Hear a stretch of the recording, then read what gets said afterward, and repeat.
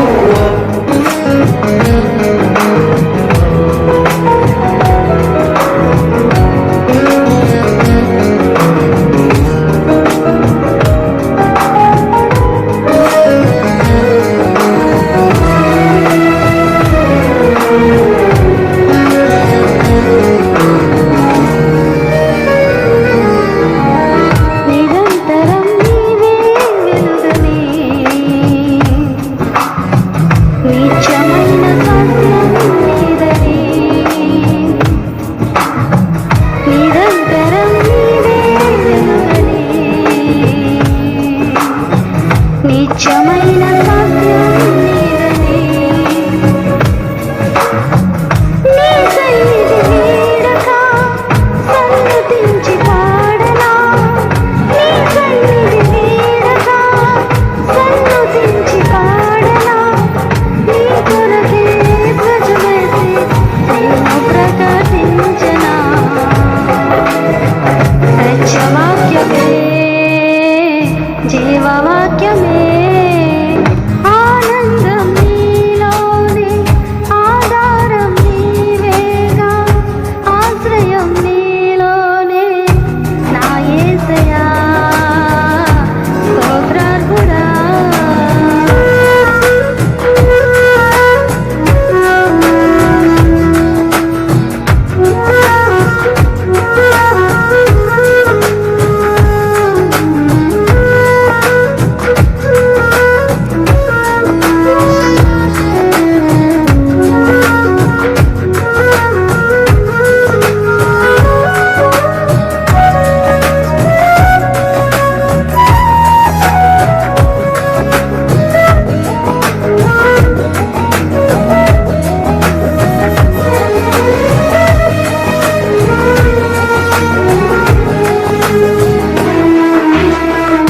సర్వసత్యమేనా మార్గమై, సంగక్షేమమేనా ప్రాణమై, సర్వసత్యమేనా మార్గమై, సంగక్షేమమేనా ప్రాణమై, లోకమహిమ చూడక నీ జాడను వీడక, లోకమహిమ చూడక నీ జాడను వీడక, నీతోనే నిలవాలి నిత్య సియోనులో. నీ దర్శనం నా ఆశయం, ఆనందం నీలోనే, ఆధారం నీవేగా, ఆశ్రయం నీలోనే, నా యేసయ్యా స్తోత్రార్హుడా. అర్హతే లేని నన్ను ప్రేమించినావు, జీవించు ఇలలో నీకోసమే సాక్షాత్మై, ఆనందం నీలోనే, ఆధారం నీవేగా, ఆశ్రయం నీలోనే, నా యేసయ్యా స్తోత్రార్హుడా, నా యేసయ్యా స్తోత్రార్హుడా. హల్లెలూయా. ప్రభుని ఆరాధించుకునే ముందు ప్రభు చేసినటువంటి మేలులను జ్ఞాపకం చేసుకుందాం. యేసయ్య మన జీవితంలో చేసినటువంటి ఉపకారములన్నిటినీ జ్ఞాపకం చేసుకొని ఆ ప్రభువునకు కృతజ్ఞతాస్తుతులు చెల్లించుకుందాం. లోకములో భయంకరమైనటువంటి వ్యాధులు ప్రబలుతూ ఉన్నాయి, ఎన్నో యాక్సిడెంట్లు జరుగుతూ ఉన్నాయి, ఎంతోమంది ఆర్థిక ఇబ్బందులతో నలిగిపోతూ ఉన్నారు, కుటుంబ సమస్యల చేత సతమతమవుతున్నారు, అనేక కుటుంబాల్లో శాంతి లేదు. అయితే ప్రభు మనల్ని ప్రేమించి గత కాలమంతా సురక్షితంగా కాపాడినందులకు ఆయనకు మనం కృతజ్ఞతాస్తుతులు చెల్లిద్దాం. ముఖ్యంగా ఆయన మన పాపములను క్షమించి తన రక్తంతో మనల్ని పవిత్రపరిచి తన పరిశుద్ధాత్మను మనకు సంచకరువుగా అనుగ్రహించినందులకు ఆ గొప్ప దేవునికి కృతజ్ఞతాస్తుతులు చెల్లించుకుందాం. నీవు చేసిన మేలకు, నీవు చూపిన కృపలకు, నీవు చేసిన మేలకు, నీవు చూపిన కృపలకు వందనం యేసయ్యా, వందనం యేసయ్యా, వందనం యేసయ్యా, వందనం యేసయ్యా, వందనం యేసయ్యా, వందనం యేసయ్యా.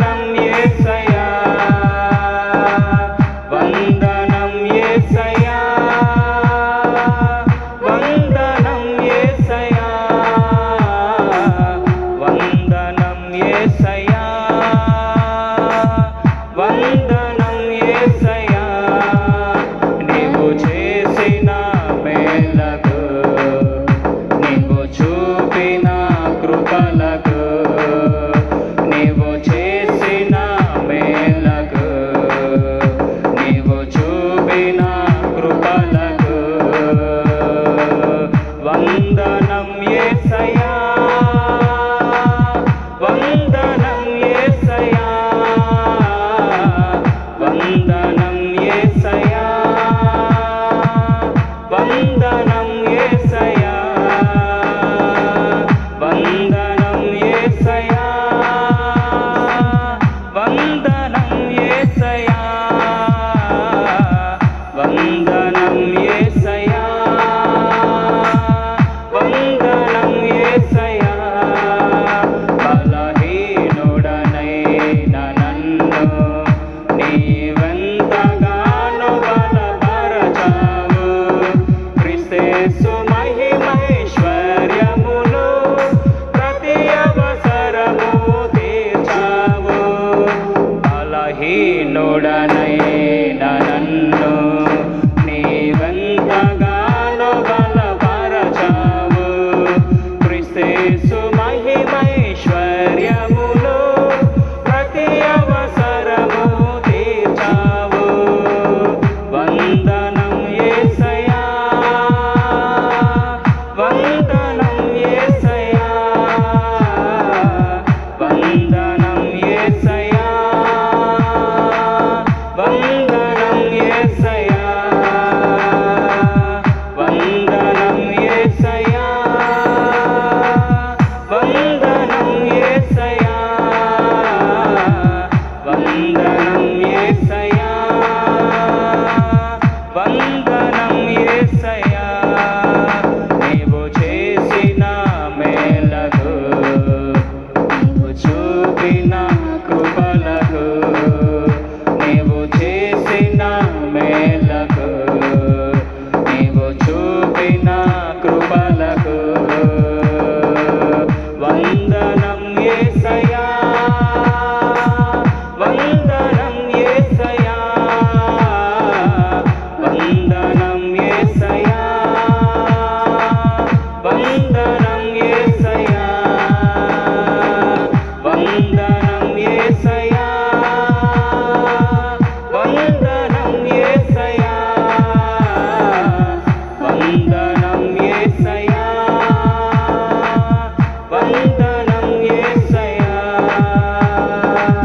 వందనం యేసయ్యా వందనం యేసయ్యా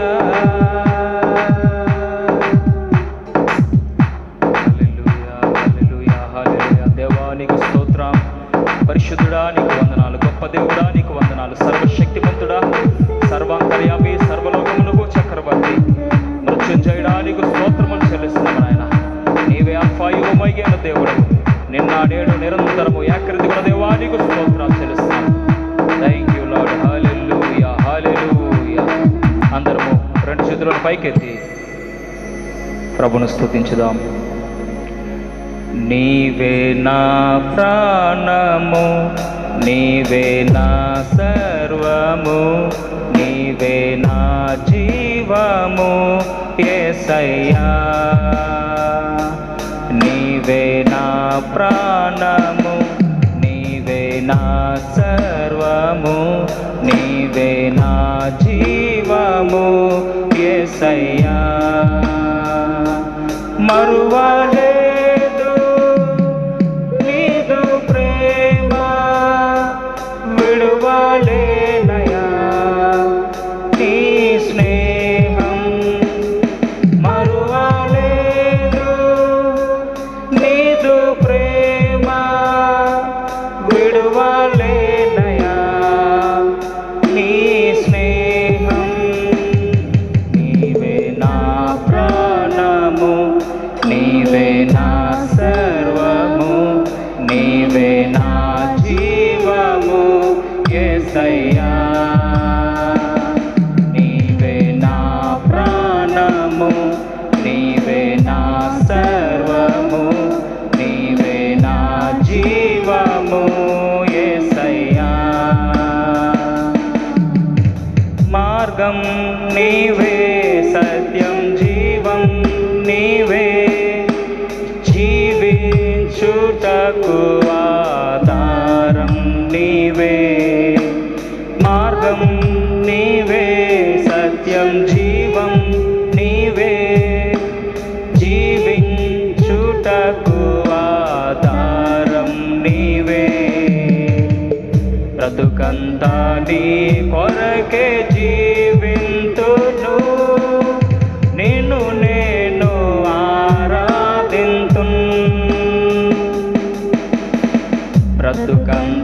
నీ కొరకే జీవింతును, నిన్ను నేను ఆరాధింతు.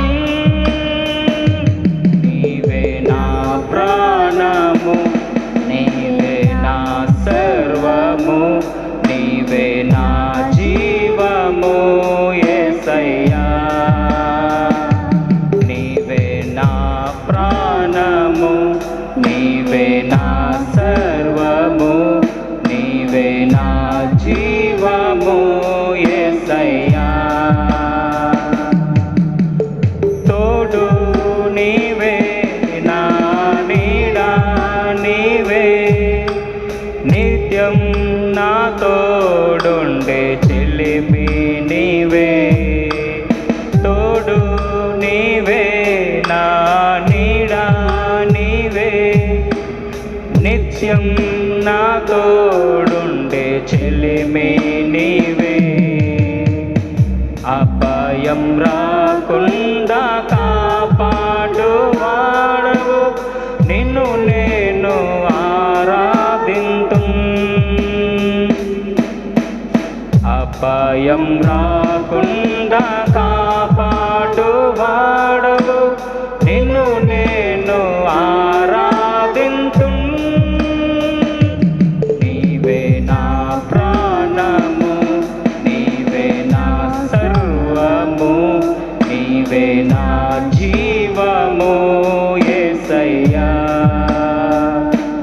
నీవే నా ప్రాణము, నీవే నా సర్వము, నీవే నా జీవము యేసయ్యా. మరువలేదు నీదు ప్రేమ, విడువలేనయా నీ స్నేహం. మరువలేదు నీదు ప్రేమ, విడువలేనయా నీ స్నేహం. నీవే నా ప్రాణము, నీవే నా సర్వము, నీవే నా జీవము యేసయ్యా. నీవే నా ప్రాణము, నీవే నా సర్వము, నీవే నా జీవము యేసయ్యా. యేసయ్యా, యేసయ్యా, యేసయ్యా. ప్రార్థన చేసుకుందాం. అత్యున్నతమైన సింహాసనమునందు ఆసీనుడవై ఉన్న మా పరలోకపు తండ్రి, రక్షకుడా, విమోచకుడా, నా ప్రాణప్రియుడా, నీకు స్తోత్రములు చెల్లిస్తున్నాను. ఈ సమయమందు నాయన నీ సేవకుడు అర్పించినటువంటి అర్పణను మీరు అంగీకరించి మా స్తుతుల మీద మీరే ఆసీనులై ఉండి మహిమ పొందమని ప్రార్థిస్తున్నాను. నీ వాక్కు ద్వారా నాయన మాతో మాట్లాడండి. వింటున్నటువంటి వారందరికీ క్షేమాభివృద్ధి కలిగేలాగున ప్రభువా, ఆదరణతో కూడినటువంటి మాటలను బలపరిచి, ధైర్యపరిచి, ఉజ్జీవింపజేసే మాటలను నాయన నీ స్వరూపంలోనికి, నీ పోలికలోనికి నాయన మమ్మలను మలచగలిగేటువంటి మాటలను పరిశుద్ధాత్మదేవుడా, నీ దాసుని యొక్క నోటి వెంబడి మీరే మాట్లాడి విని వారందరికీ మేలు జరుగునట్లుగా కృపను అనుగ్రహించమని, వినే చెవులను, గ్రహించే మనసులను, లోబడే హృదయాలను విన్నవారందరికీ మీరు అనుగ్రహించమని యేసు నామమున ప్రార్థించి వేడుకొనుచున్నాను పరమ తండ్రి. ఆమేన్. దేవుని వాక్యాన్ని ధ్యానం చేసుకుందాం. హెబ్రీయులకు రాసిన పత్రిక 10వ అధ్యాయము 30వ వాక్యాన్ని చదువుకుందాం. పగ తీర్చుట నా పని, పగ తీర్చుట నా పని, నేనే ప్రతిఫలమిత్తుననియు, నేనే ప్రతిఫలమిత్తుననియు, మరియు ప్రభువు తన ప్రజలకు తీర్పు తీర్చును అనియు చెప్పిన వానిని ఎరుగుదుము గదా. పగ తీర్చుట నా పని అని దేవుడు సెలవిస్తూ ఉన్నాడు. కనుక పగ తీర్చుకోవటం, ప్రతీకారం తీర్చుకోవటం అనేటువంటిది అది మనకి సంబంధించినటువంటిది కాదు. అది ప్రభువునకు సంబంధించినటువంటి విషయం అనే విషయాన్ని మనము జ్ఞాపకం చేసుకుందాం. దావీదు యొక్క జీవితంలో ఇది ఎలాగున నెరవేర్చబడింది అన్న దానికి చాలా చక్కని ఉదాహరణలు పరిశుద్ధ గ్రంథంలో వ్రాయబడి ఉన్నాయి. కనుక పగ తీర్చుకోవాలి, ప్రతీకారం తీర్చుకోవాలనేటువంటి ఆలోచనను ఎన్నడూ కూడా మన జీవితంలోనికి రానివ్వకుండా అది దేవుని పని అని మనం గ్రహించి దేవుని యొక్క చేతికి మనము అప్పగించాలి. ఒకవేళ కొట్టాలని మనం గనక మన చేతులను విప్పితే ప్రభువు తన చేతులను కట్టుకుంటాడు. అలాగే మనం నోరు తెరిస్తే ప్రభు మౌనంగా ఉంటారు. మనం మౌనంగా ఉంటే ప్రభు మాట్లాడతాడు. మనం చేతులు కట్టుకుంటే మన పక్షంగా దేవుడే యుద్ధం చేస్తాడు. ఈ సత్యాన్ని మనం గ్రహించి పగలకు ప్రతీకారాలకు మన జీవితంలో చోటు ఇవ్వకుండా ప్రభువు చేయటానికి మనము అవకాశం ఇస్తే ప్రభువు మన పక్షాన కార్యం జరిగిస్తాడు. మొదటి సమూయేలు గ్రంథము 18వ అధ్యాయము 11వ వచనాన్ని చదువుకుందాం. ఒకప్పుడు సౌలు చేతిలో ఒక ఈటె ఉండగా దావీదును పొడిచి గోడకు బిగించుదని అనుకొని సౌలు ఆ ఈటెను విసిరెను. అయితే అది తగలకుండా దావీదు 2 మార్లు తప్పించుకొనెను. అలాగుననే 19వ అధ్యాయము 10వ వచనంలో మనం చూసినట్లయితే సౌలు ఒకే దెబ్బతో దావీదును గోడకు పొడుచుదునన్న తాత్పర్యము కలిగి ఈటె విసిరెను. దావీదు అతని ఎదుట నుండి తప్పించుకొనినందున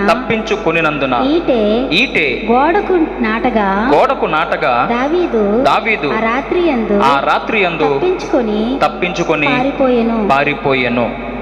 ఈ 2 సన్నివేశాల్లో మనం చూసినట్లయితే రాజు అయినటువంటి సౌలు దావీదును చంపాలనేటువంటి ఉద్దేశంతో అతడు తన యొద్ద ఉన్నటువంటి ఈటెను విసిరి దావీదును చంపడానికి ప్రయత్నించాడు. అయితే తప్పించుకున్నటువంటి దావీదు మరి తనను చంపటానికి ప్రయత్నిస్తున్నటువంటి సౌలును చంపాలని అతడు తలంచలేదు. ఈ విషయాన్ని మనం చాలా స్పష్టంగా మనం గ్రహించాలి. దావీదు జీవితంలో సౌలును చంపటానికి 2 సార్లు అవకాశము కలిగినా కానీ దావీదు మాత్రము సౌలును చంపటానికి ఇష్టపడలేదు. ఈ సన్నివేశాన్ని మనం గమనించినట్లయితే మొదటి సమూయేలు గ్రంథము 24వ అధ్యాయము 1 నుంచి 12 వచనాల్లో మనం చూసినట్లయితే అక్కడ సౌలు ఫిలిస్తీయులను తరుముటమాని ఏన్గేది అరణ్యమందు ఉన్నాడని తెలుసుకున్నప్పుడు అతడు 3,000 మందిని ఏర్పాటు చేసుకొని ఆ యొక్క దావీదు ఉంటున్నటువంటి ఆ ప్రాంతానికి రావటం జరిగింది. అలసట చేత ఆ ప్రాంతంలో ఉన్నటువంటి ఒక గుహలో అతడు శంకా నివర్తికి పోగా దావీదును అతని జనులను ఆ గుహ లోపలి భాగములో ఉండిరి అని మనం చూస్తున్నాం. 3వ వచనంలో దావీదు అతని యొక్క అనుచరులందరూ కూడా గుహ లోపల ఉంటే గుహ తాలూకా ప్రారంభంలో సౌలు అతని యొక్క సైన్యము బయట ఉన్నారు. ఆ సమయంలో దావీదు యొక్క అనుచరులు చెప్తున్నటువంటి మాట ఏంటంటే, నిన్ను చంపటానికి ప్రయత్నిస్తున్నటువంటి సౌలు ప్రాణాన్ని దేవుడు నీ చేతికి అప్పగించి ఉన్నాడు. కాబట్టి నీవు వెళ్ళి అతనిని చంపుమని చెప్పినప్పుడు దావీదు అందుకు ఒప్పుకోలేదు. దానికి ప్రతిగా దావీదు ఏం చేస్తాడంటే నిద్రపోతున్నటువంటి సౌలు దగ్గరికి వచ్చి అతని యొక్క పై వస్త్రాన్ని చెంగును కోసెను అని బైబిల్లో రాయబడి ఉంది. ఆ తర్వాత మెలకు వచ్చి కొంత దూరము సౌలు ప్రయాణమే వెళ్ళిన తర్వాత దావీదు కేక వేసి సౌలును పిలిచి, రాజా, నీవు నన్ను ఎందుకు చంపాలని ప్రయత్నం చేస్తున్నావు? నేను ఏ హాని కూడా, ఏ కీడు కూడా నీకు తలపెట్టలేదు. అయినా కానీ నీవు నన్ను చంపాలని నువ్వు ప్రయత్నం చేస్తున్నావు. అయితే ఈ రోజున నీ ప్రాణమును దేవుడు నాకు అప్పగించాడు. నిన్ను చంపమని నా పరివారము నాతో చెప్పడం జరిగింది. కానీ నేనైతే మాత్రము నిన్ను ముట్టలేదు.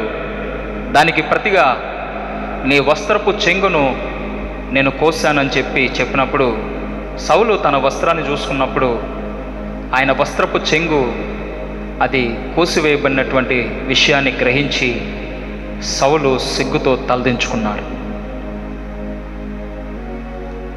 ఈ రోజున మన జీవితాల్లో కూడా శత్రువు మీద పగ తీర్చుకోవటం, శత్రువుల మీద ప్రతీకారం తీర్చుకోవటము అనేటువంటిది మనము కూడా చేయకుండా వారి మానాన్న వారిని మనం విడిచిపెట్టినప్పుడు దేవుడే తగిన కాలమందు వారికి శిక్ష విధిస్తాడు. మరొకసారి సౌలు దావీదును చంపాలనేటువంటి ప్రయత్నంలో దావీదును వెతుకుతూ ఉంటాడు. ఈ సన్నివేశాన్ని సమూయేలు గ్రంథము 26వ అధ్యాయము మొదటి నుంచి మనం చూసినట్లయితే, ఈ జీఫు అరణ్యములో హకీలా మన్యమందు దావీదు అతని అనుచరులు ఉన్నారని తెలిసినప్పుడు దావీదు అచ్చట ఉన్నాడని తెలుసుకొని సౌలు దావీదును వెతుక్కుంటూ ఆ అరణ్యములో ప్రవేశిస్తాడు. రాత్రి అయినప్పుడు సౌలు తన అనుచరులతో కలిసి ఆ ప్రాంతంలో నిద్రపోతూ ఉండగా సౌలు ప్రక్కన తన ఈటె అలాగే నీళ్ల బుడ్డి తన ప్రక్కన పెట్టుకొని అతను నిద్రపోతూ ఉన్న సమయంలో దావీదు యొక్క సైన్యాధిపతి అయినటువంటి యోవాబు తమ్ముడు అభిషై అలాగే దావీదు వీళ్ళిద్దరూ కలిసి నిద్రపోతున్నటువంటి సౌలు దగ్గరికి వచ్చి ఆ నీళ్ల బుడ్డిని ఆ ఈటను పట్టుకొని వారు వెనక్కు వెళ్ళిపోయారు. అయితే ఈ మొదటి సమూయేలు గ్రంథము 26వ అధ్యాయము 8 నుంచి 10 వచనాలను మనం చదువుకున్నప్పుడు అక్కడ అభిషై ఒక మాట మాట్లాడుతున్నాడు. 8 నుంచి 12 వచనాల్ని చదువుకుందాం. అప్పుడు అభిషై దావీదుతో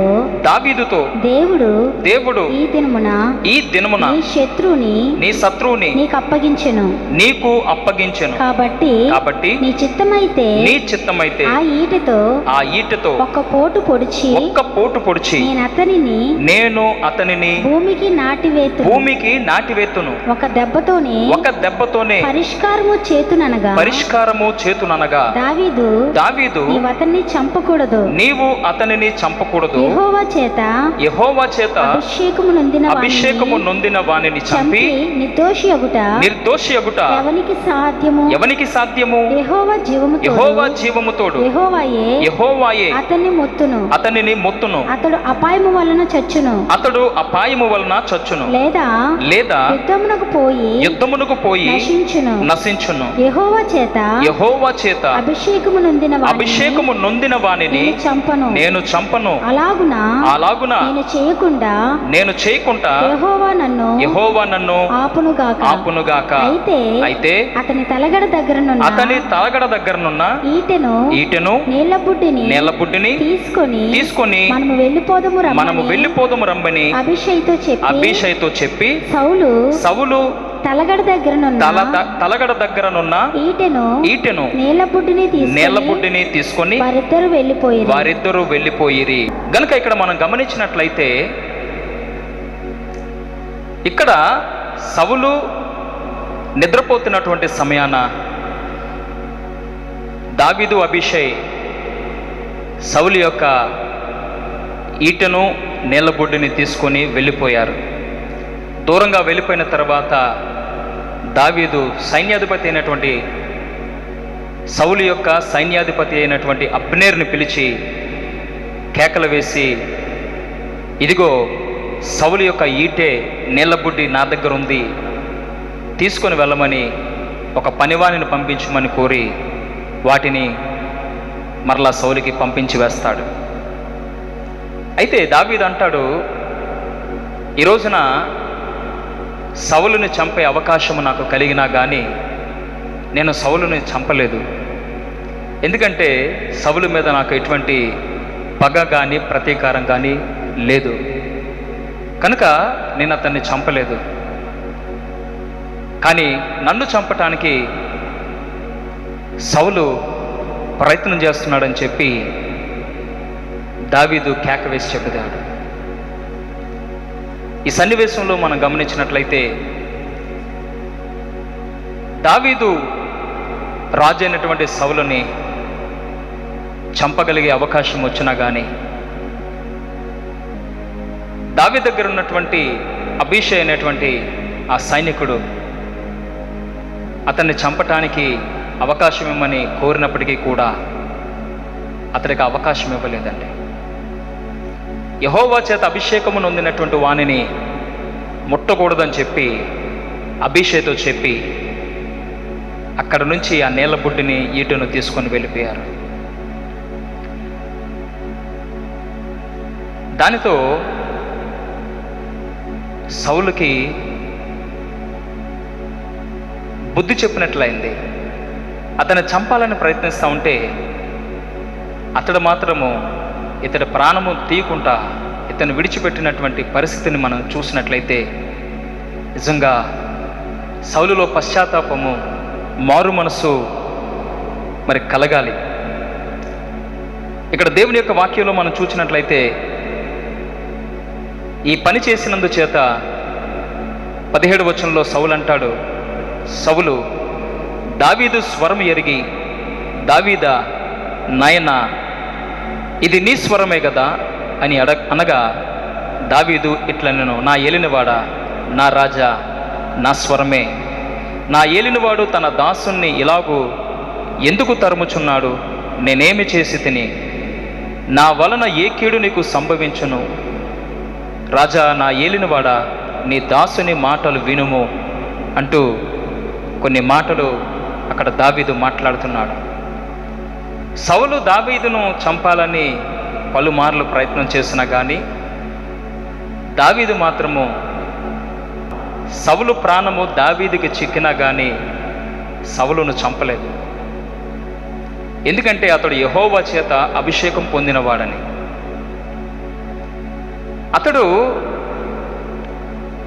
దావీదును చంపాలని ఎందుకు ప్రయత్నం చేస్తున్నాడు అని మనం ఆలోచిస్తే కారణం చాలా చిన్నదండి. అతడు గోలియాతును చంపి జయోత్సాహంతో వచ్చుచున్నటువంటి సమయాన సౌలుకి 1000 స్తుతులు, దావీదుకు 10,000 స్తుతులని ఇశ్రాయేలీయులు స్తుతించినప్పుడు రాజైనటువంటి సౌలుకి అది నచ్చలేదు. అందుచేత దావీదు మీద రాజైనటువంటి సౌలు పగ పెంచుకున్నాడు. ఆ పగ పెంచుకొని అనుక్షణము కూడా దావీదును చంపాలనేటువంటి ఆలోచనతో అతడు రగిలిపోతూ ఉండేవాడు. కానీ చివరికి ఏమైందంటే దావీదు సౌలుని ముట్టకపోయినప్పటికీ కూడా ఫిలిస్తీన్లతో ఇశ్రాయేలీయులకు జరుగుతున్నటువంటి ఆ భీకర పోరాటంలో సౌలుని దేవుని ఆత్మ ఎడబాసిన గనుక అతడు యుద్ధములో ఓడిపోవడమే కాకుండా ఆ యుద్ధములో తన వారందరినీ కోల్పోయాడు. చివరికి ఆయన కూడా తన కత్తి మీద తానే పడి చనిపోయినట్టుగా దేవుని వాక్యంలో మనం చూస్తున్నాం. క్రైస్తవ జీవితంలో కీడునకు ప్రతి కీడు మనము చేయకూడదని దేవుని వాక్యము ఖండితంగా మనకు ఆజ్ఞాపిస్తూ ఉంది. నీ శత్రువుని ప్రేమించమని బైబిల్ చెప్తా ఉంది. నిన్ను హింసించే వారి కొరకు ప్రార్థన చేయమని బైబిల్ చెప్తా ఉంది.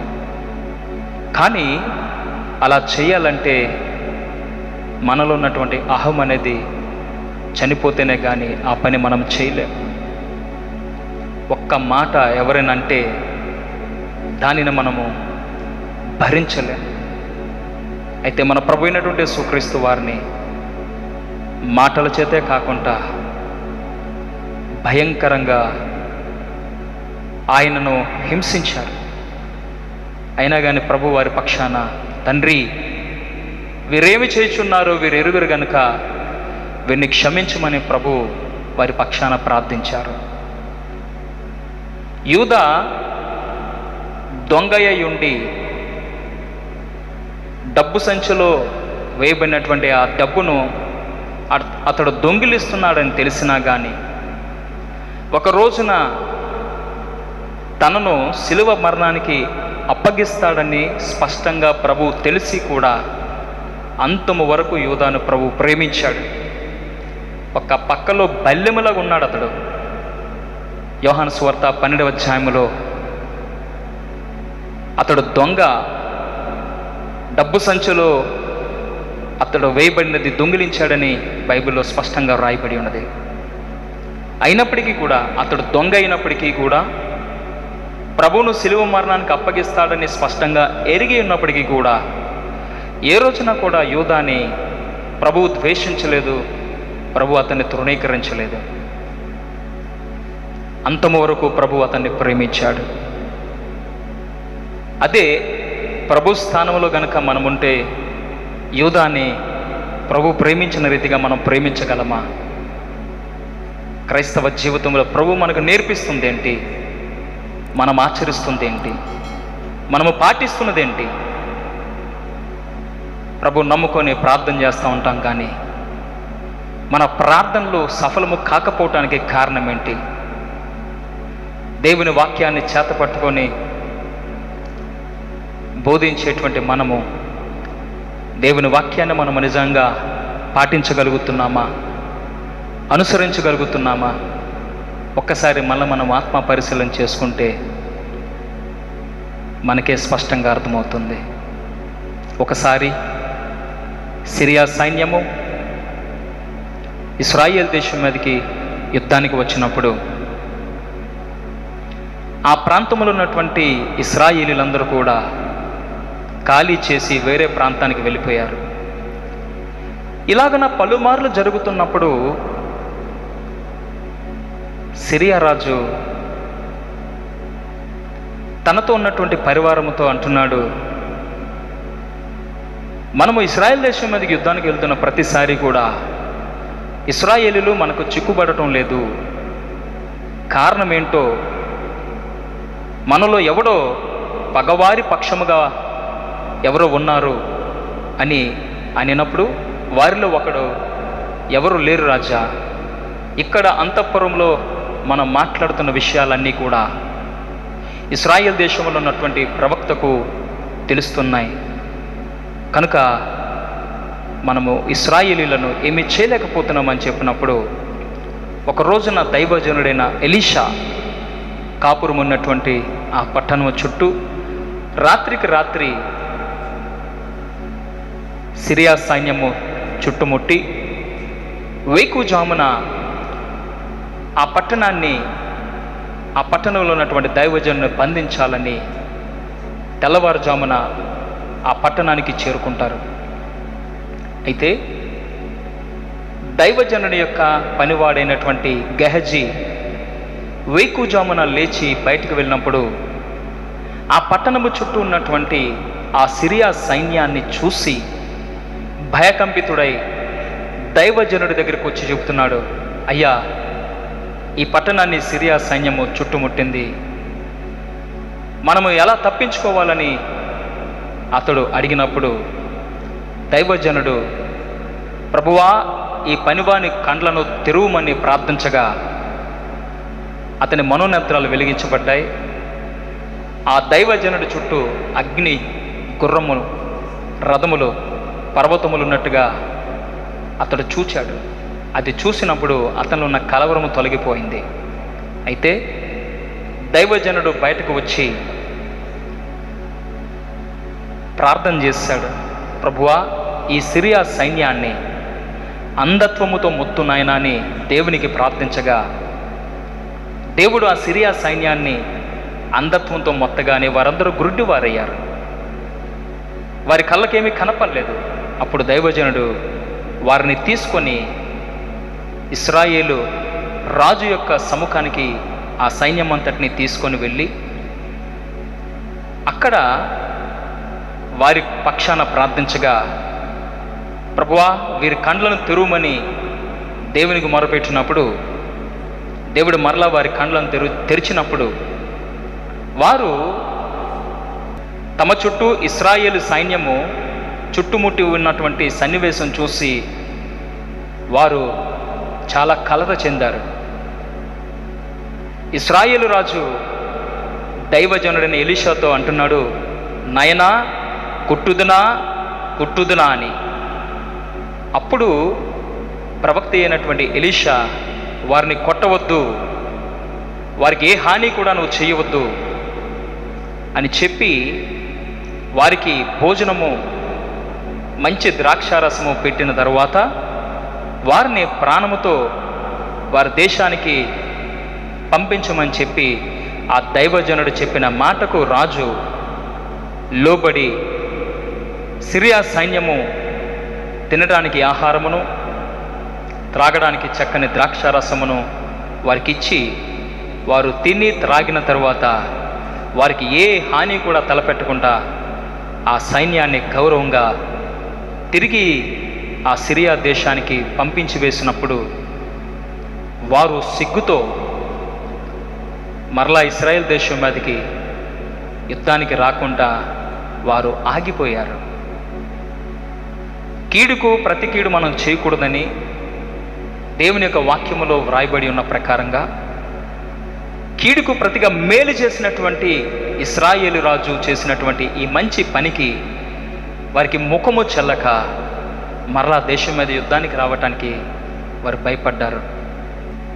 సామెతల గ్రంథము 25వ అధ్యాయము 21వ వచనంలో ఇలాగున వ్రాయబడి ఉన్నది, నీ పగవాడు ఆకలి గొనిన ఎడల వానికి భోజనము పెట్టుము, దప్పిక గొనిన ఎడల వానికి దాహమిమ్ము, అట్లు చేయుట చేత వాని తల మీద నిప్పులు కుప్పగా పోయిదువు. కాబట్టి ఇక్కడ దేవుని యొక్క వాక్యము మనతో మాట్లాడుతుంది, నీ పగవాడు ఆకలి గొనిన ఎడల వానికి భోజనం పెట్టాలి, దాహము కొన్నప్పుడు వానికి దాహము తీరిస్తే, దాహము కొనినప్పుడు దాహము తీర్చగలిగితే వాడి తల మీద నిప్పులు కుప్పలుగా పోసిన వారం అవుతామని వాక్యం చెప్తా ఉంది. చాలామందికి ఈ రహస్యం తెలియదు, చాలామందికి ఈ యొక్క సత్యము తెలియదు. శత్రువు కనపడితే వాడికి ఏదైనా చెయ్యాలి అనేటువంటి ఆలోచన తప్ప, ఎక్కడైనా తలపెట్టాలనే ఆలోచన తప్ప వాడికి మేలు చేయాలి, ఒకవేళ అక్రతలో వాడు మనల్ని ఆశ్రయించినప్పుడు అలాంటి వాడికి మనం మేలు చేయడం ద్వారా వాడికి మన మీద ఉన్నటువంటి ద్వేషము, కోపము ఇవన్నీ కూడా తొలగిపోతాయని దేవుని వాక్యము తేటతెల్లంగా సెలవిస్తూ ఉంది. పగ తెరచడం అనేటువంటిది అది మన పని కాదు, అది దేవుడే చేయాల్సినటువంటి కార్యం. నేను రక్షణ పొందినటువంటి ప్రారంభంలో మా దైవజనుడు ఒక విషయాన్ని నాకు స్పష్టంగా తెలియజేశారు. తను విదేశాల్లో పనిచేస్తున్నప్పుడు తన దగ్గర మార్షల్ ఆర్ట్స్ ట్రైనింగ్ అవుతున్నటువంటి ఒక సహోదరి మధ్యలో ఒక వ్యక్తితో వెళ్ళిపోతూ ఉండేది బయటికి. ఆమెను ప్రేమించినటువంటి వ్యక్తి ఆ దేశానికి చెందిన ఒక మినిస్టర్ కుమారుడు. ఆయన ఈ అమ్మాయిని ఇష్టపడి ఈ అమ్మాయిని క్లాస్ మధ్యలో తీసుకొని వెళ్ళిపోతూ ఉండేవాడు. ఈయన పై ఉన్నటువంటి అధికారులు నువ్వెందుకు ఆపట్లేదని చెప్పి నీ మీద చర్య తీసుకుంటామని చెప్పినప్పుడు ఒకరోజు ఈయన ట్రైనింగ్ ఇస్తున్నటువంటి సమయంలో ఈ అమ్మాయిని తీసుకెళ్తూ ఉండగా ఆపి, క్లాస్కి రాకముందైనా తీసుకొని వెళ్ళిపో, క్లాస్ అయిపోయిన తర్వాతైనా ఎక్కడికైనా తీసుకెళ్ళిపో, కానీ మధ్యలో దయచేసి తీసుకొని వెళ్ళొద్దంటే అతడు ఈయనను దూషించి దుర్భాషలాడి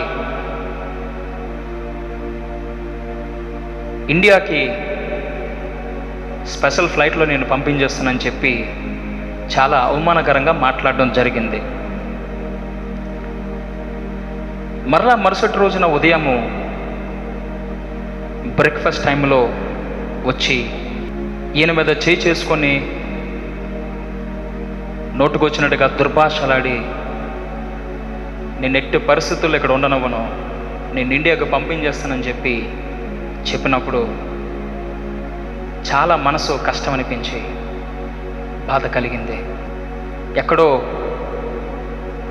భారతదేశం నుండి తీసుకొని వచ్చి ఈ స్థితిని, ఈ స్థాయిని ప్రభువా నీవే నాకు కలుగజేస్తావు, నాకెందుకు ఈ పరిస్థితి వచ్చింది అని చెప్పి అతడు చాలా దుఃఖపడి ఆ రాత్రి భోజనం మాని ప్రార్థన చేసుకొని పండుకున్నాడు.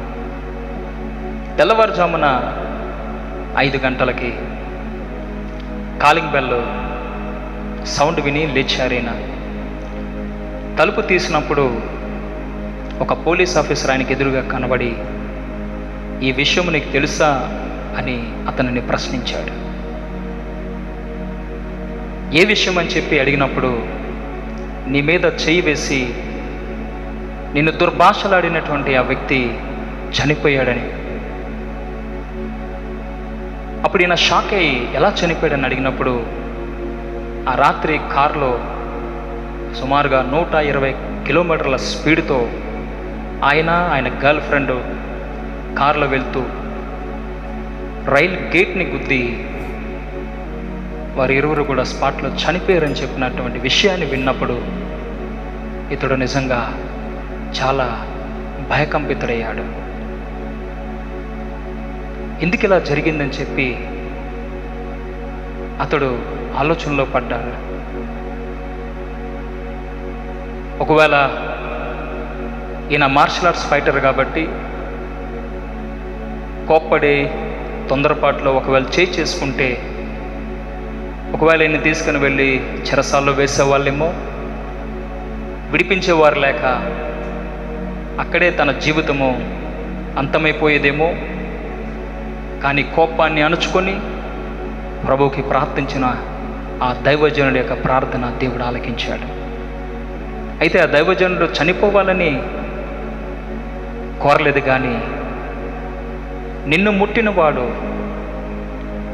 నా కనుగుడ్డును ముట్టినవాడని జకర్యా గ్రంథంలో ప్రభు చెప్పినట్టుగా దేవుని యొక్క బిడ్డల జోలికి ఎవరొచ్చినా దేవుడు వారిని ఊరకనే విడిచిపెట్టడు. మనము ఒకవేళ కోపములో ఆవేశములో చేయి చేసుకుంటే పోలీస్ స్టేషన్ల చుట్టూ కోర్టుల చుట్టూ మనం తిరగాల్సి ఉంటుంది. కానీ దేవుడు కొట్టే దెబ్బకి ఏ పోలీస్ స్టేషన్లో ఏ కోర్టులు అవసరం లేదు. పగ తీర్చుట నా పని, నేనే ప్రతిఫలం ఇస్తానని దేవుడు చెప్తున్నాడు. అయితే ఎవరు నశించిపోవటము దేవునికి ఇష్టం లేదు. దేవుని పిల్లలమైనటువంటి మనము కూడా ఎవరి నాశనాన్ని మనం కోరాల్సిన అవసరం మనకు లేదు.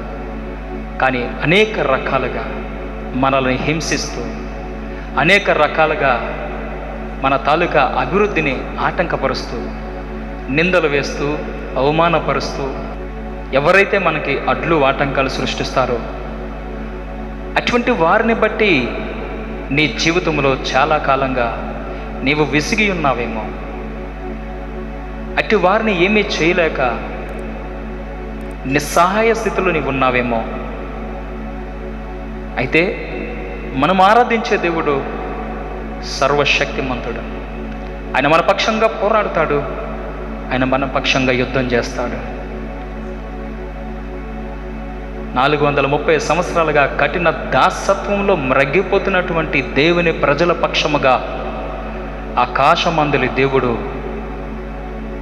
సాక్షాత్తు యుద్ధమే చేశాడు. వారి రథ చక్రములను ఓడగొట్టి ఎర్ర సముద్రములో వారిని నాశనము చేసిన దేవుడు ఈ రోజున నీకు తోడై ఉన్న దేవుడు. నీ శత్రువు ఎంత గొప్పవాడైనా సరే, నీ మీద నిందలు వేసేవాళ్ళు, నీకు అపకీర్తిని కలగజేసేవాళ్ళు, నీ మీద చెడ్డ మాటలు ప్రచారం చేసేవారు ఎంతటి వారైనా సరే వారిని గురించి కలత చెందవలసిన అవసరం లేదు. ప్రభు మనల్ని క్షమించిన రీతిగా మనము కూడా మన పొరుగు వారిని మనం క్షమిద్దాం, ప్రేమిద్దాం, వారి కోసం ప్రార్థన చేద్దాం.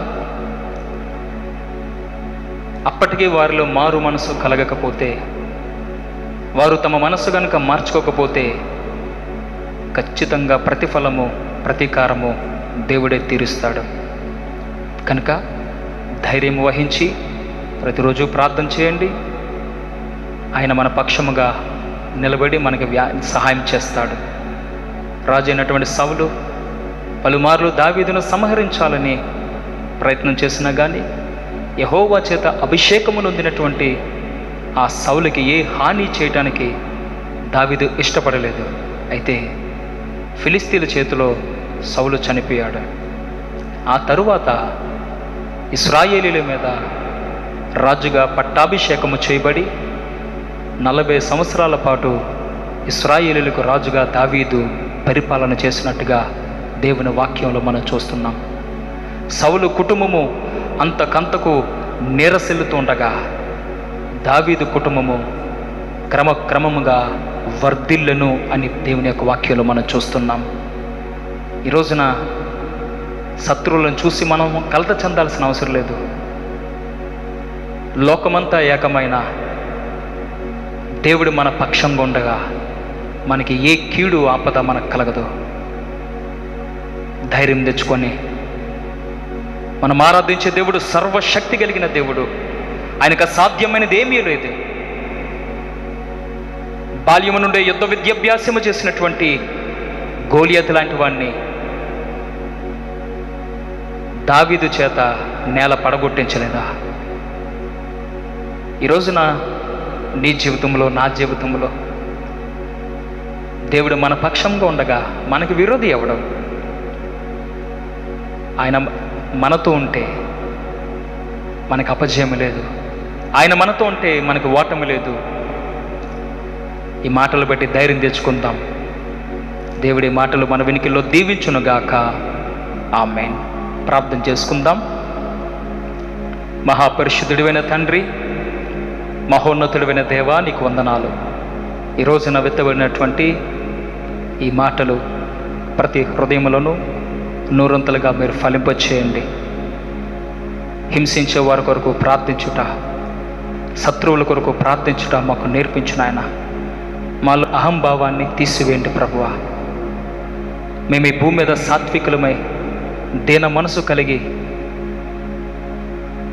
నిన్ను ఆరాధించుటకు మాకు సహాయం చేయండి. కరోనా వైరస్ విజృంభిస్తూ మా భారతదేశంలో విస్తారముగా ప్రభువా అనేక మంది వైరస్ బారిన పడుతున్నారు. తండ్రి, కరుణించి మా భారతదేశ ప్రజలను వైరస్ బారి నుంచి విడిపించు నాయన. ప్రపంచంలో 4 లక్షల మంది ప్రజలు ఇప్పటికే నాయన వైరస్ వలన చనిపోయారు. లక్షలాది మంది ప్రజలు వైరస్ బారిన పడి హాస్పిటల్లో ట్రీట్మెంట్ చేయించుకుంటున్నారు. అయితే ప్రభువా, త్వరలోనే నీ కృపను బట్టి నాయన వైరస్కి ఆయన మెడిసిన్ని మీరు మాకు అనుగ్రహించమని ప్రార్థిస్తున్నాను. అనేక మంది శాస్త్రవేత్తలు వైరస్ మీద నాయన మెడిసిన్ కోసం వారి ప్రయత్నాలు చేస్తూ ఉండగా వారి ప్రయత్నాన్ని మీరే సఫలము చేసి ప్రభువా, త్వరలోనే మీరు మాకు మెడిసిన్ అనుగ్రహించి సహాయం చేయండి.